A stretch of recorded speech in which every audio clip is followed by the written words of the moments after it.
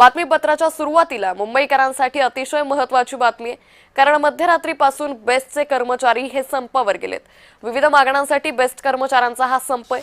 संपामुळे मुंबईकरांचे मात्र चांगलेच हाल होणार आहे। मुंबईतील बेस्ट संयुक्त कामगार कृती समितीने विविध प्रलंबित मागण्यांसाठी पुकारलेला बेमुदत संप हा मध्यरात्रीपासून प्रत्यक्षात अंमलात आणला गेलाय।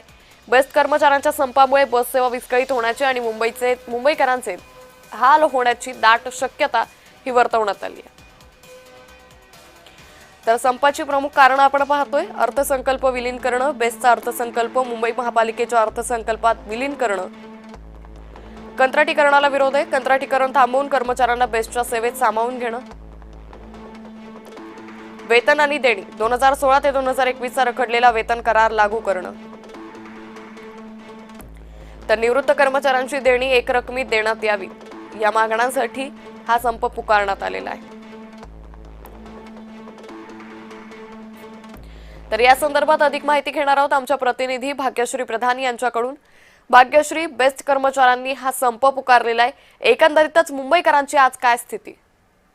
नक्कीच सांगता, आपण जर बघितलं तर मुंबईकरांची स्थिती म्हणजे अजूनही मी दादरच्या प्लाझाच्या समोरच्या बेस्ट थांब्यावर उभी आहे आणि एकही बेस्ट जी आहे ती येताना आता पाहायला मिळत नाहीये। सगळेजण इथे वाट बघत बसलेत बेस्टचे। काही जण एकमेकांना सांगतायत की आज बेस्टचा संप आहे, अशा पद्धतीने एकमेकांना निरोप देण्याचं काम इथे प्रवाशांचं सुरू आहे। मात्र एकंदरीत जर बघितलं तर मेट्रो तसंच रेल्वे नंतर सगळ्यात जास्त वापरली जाणारी जी सेवा आहे ती म्हणजे बेस्ट आहे आणि जवळपास 22 लाख प्रवासी जे आहेत ते प्रवास करत असतात या सेवेमधनं रोज। तर या सगळ्यामध्ये आज नेमके किती संपामध्ये बेस्ट कर्मचारी सहभागी होतात हे बघणं देखील महत्त्वाचं आहे, कारण बेस्ट प्रशासनाने एक निर्देश दिलेले आहेत आणि दिलेल्या रजा रद्द केल्या, त्याचबरोबर संपात सहभागी होऊ नका अशा पद्धतीचे हे निर्देश आहेत। कारवाई केली जाईल असं देखील सांगण्यात आले।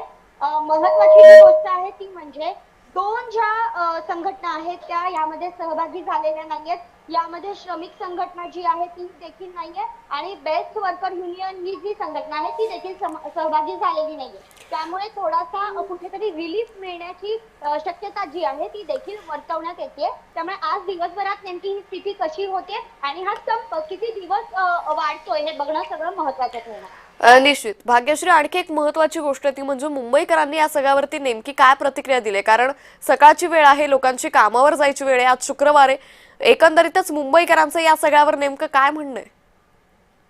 नक्कीच मुंबईकर नेहमीच असं म्हणतात ज्या वेळेला हे संपवतात की नागरिकांना वेठीस धरू नका। वेगवेगळ्या पद्धतीने आंदोलन करण्याची पद्धत असते, नागरिकांना किंवा मुंबईकरांना वेठीस धरून मुंबई बंद करून यातून तोडगा निघणार आहे का असा प्रश्न सर्वसामान्य विचारताना पाहायला मिळतात। त्यामुळे एकंदरीतच या सगळ्या संपाबद्दल प्रवाशांकडून देखील नाराजी व्यक्त होताना पाहायला मिळते। अंकिता, निश्चित भाग्यश्री, तुर्तास धन्यवाद आपण दिलेल्या सविस्तर माहितीसाठी। त्यामुळे मुंबईकरांसाठी अतिशय महत्त्वाची घडामोड म्हणावी लागेल, मध्यरात्रीपासून बेस्टचे कर्मचारी हे संपावर गेलेत।